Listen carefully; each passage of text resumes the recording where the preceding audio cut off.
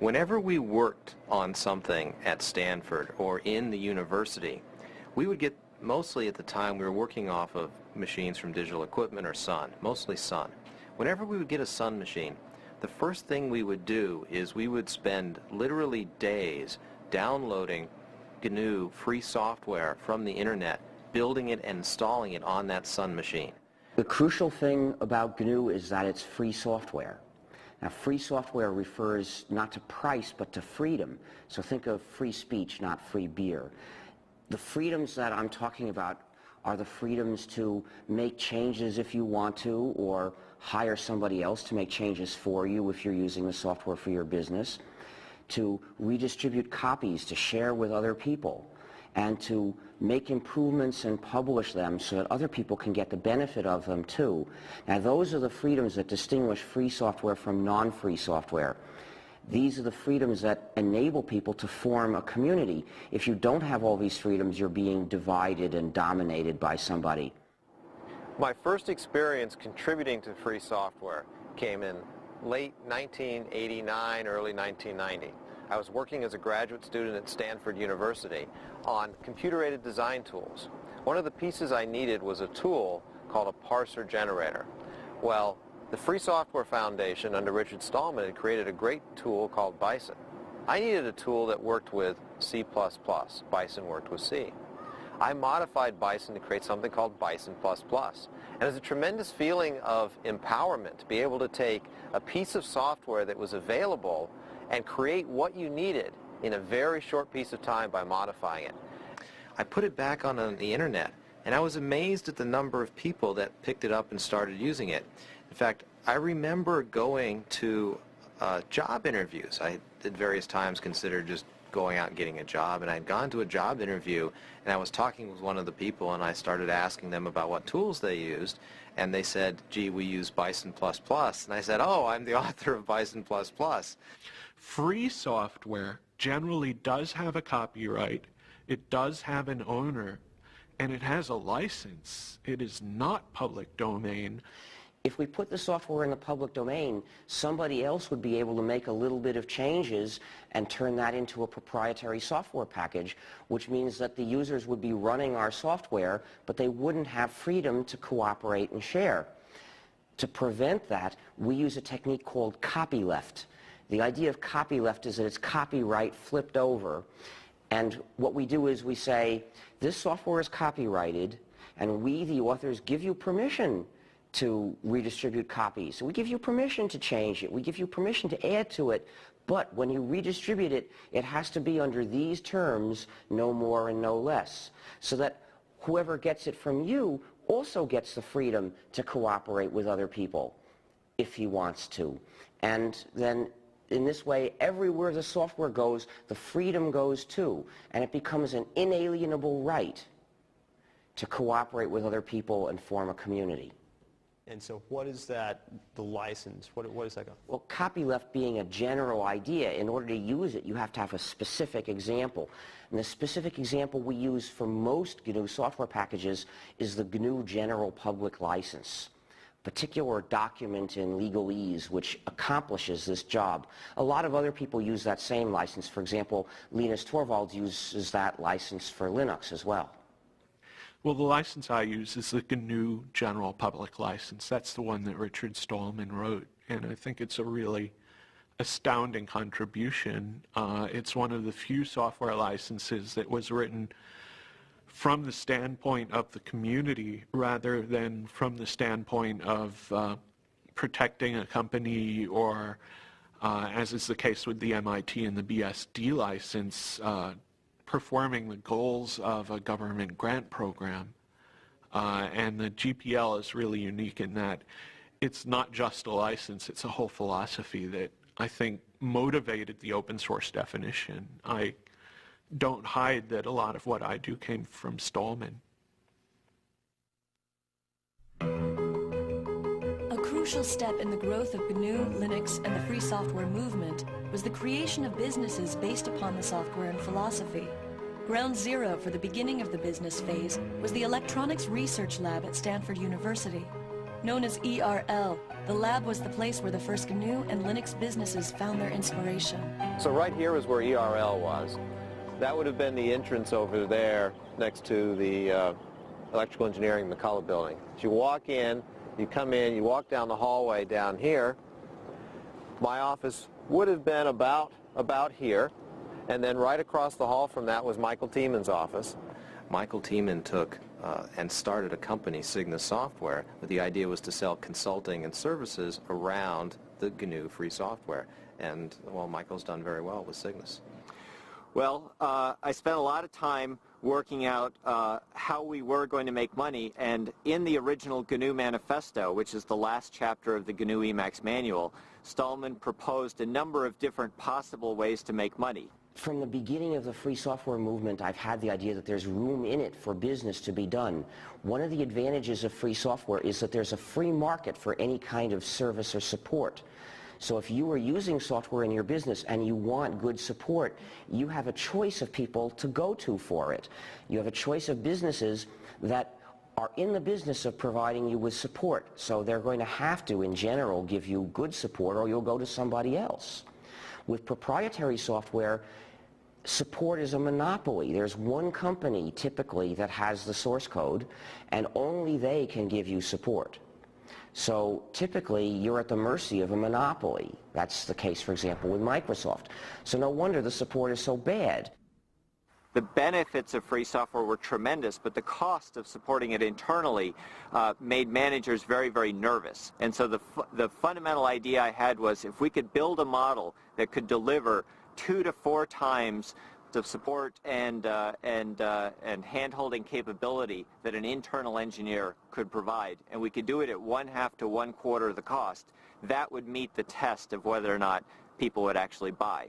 And by about the fall of that year, we had all of the things worked out about who we needed on the technical team, what the terms of the sale would be, what the key price points were, and we actually received our incorporation in November of 1989. One of the most difficult things in starting our company was actually finding a name for it.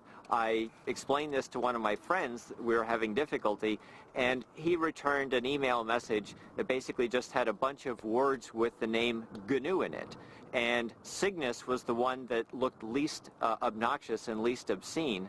I can say very clearly that Cygnus was the first business that specialized in free software. Cygnus supported free software, filled a very essential niche because we had this great software. You could get it for nothing, but you couldn't get support, and they made their money by charging for support.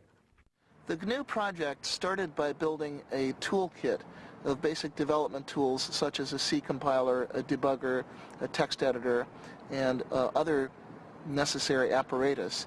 And their intention was eventually to develop a kernel to sit underneath those and be the center of the operating system. By about 1990, they had successfully developed that toolkit, and it was in wide use on a great many variants of Unix, but there was still no free kernel. The kernel happened to be one of the last things we started to do, and we had started it not long before.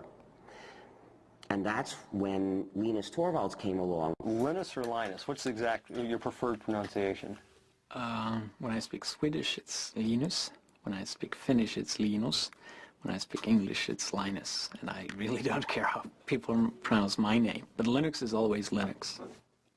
He developed a kernel and got it working faster than we got ours working, and got it to work very nicely and solidly. His kernel is called Linux.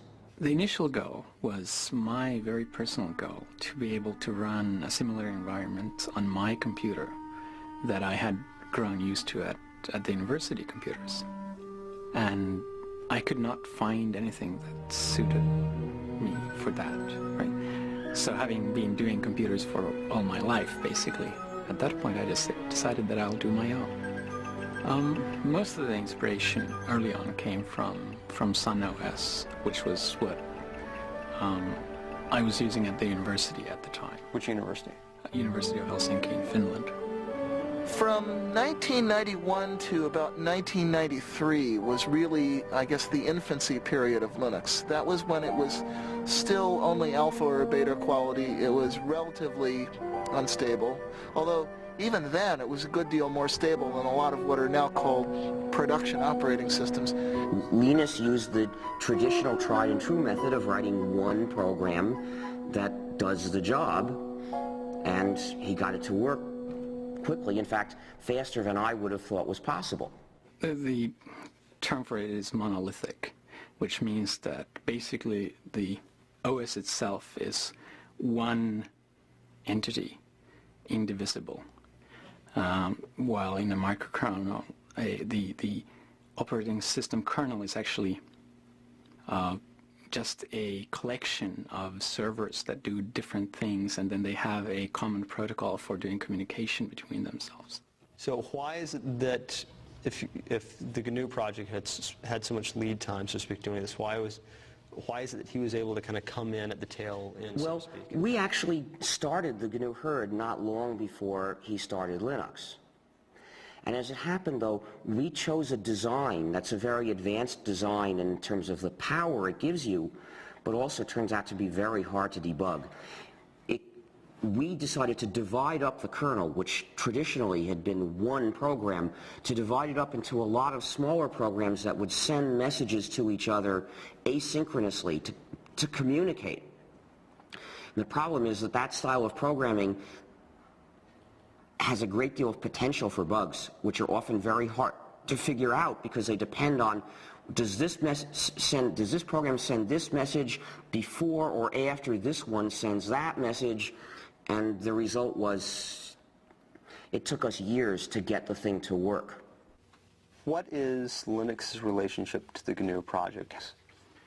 Well, there's relationships to GNU on kind of multiple levels. One is just the philosophical level of thinking that making your source open is a good idea. When Linus developed the kernel, he wasn't doing it for the GNU project. He did it independently. And he released it independently, and we didn't know about it. But some of the people who did know about it decided to look for what else they could find to put together with that kernel to make a whole system. And they looked around, and lo and behold, everything they needed was already available. What good fortune, they thought, but actually there was no chance about it. They had found all the pieces of the GNU system, which was missing just the kernel. So when they put all that together, really they were fitting Linux into the gap in the GNU system, but they didn't know that. There's a lot of these programs done by the Free Software Foundation and done by other people like Linux, and there's a symbiosis between Linux and the programs, so that the programs run on Linux and at the same time, and they take advantage of Linux as a platform, while Linux takes advantage of the programs by just being able to use them. What programs? For the main one is actually the GNU C compiler, which without a C compiler it would not have been possible to make Linux or most of the open programs available. Linux uses the GPL, and I agree with the kind of philosophy behind the GPL. That said, the GPL itself is not a very pretty document, which is probably just because no lawyers can ever be very pretty.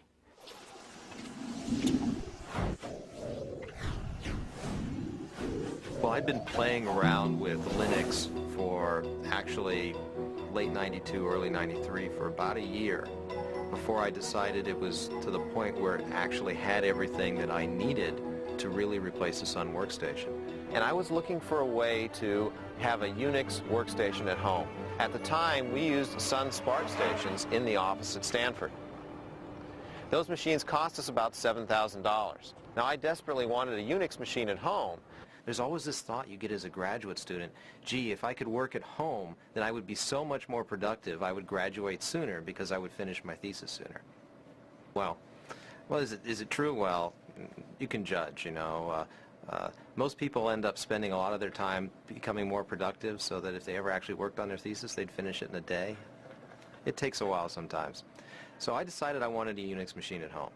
And I went out there and was able to use Linux together with a PC. For about $2,000, I put together a system that was 1.5 to 2 times faster than that $7,000 Sun Spark station. That was absolutely amazing. I had 1.5 to 2 times the speed at a third